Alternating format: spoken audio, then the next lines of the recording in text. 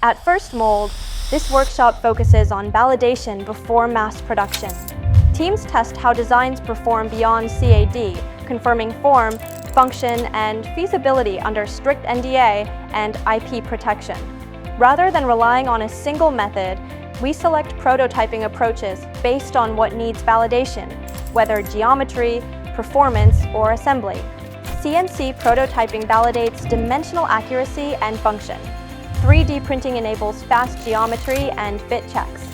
Vacuum casting for small batch parts with production-like performance. Prototypes are built in metal, plastic, sheet metal, and ceramic materials, supported by over 20 post-processing processes aligned with production intent. From large-scale prototypes to fine precision parts, we provide a one-stop solution covering fabrication, finishing, and validation.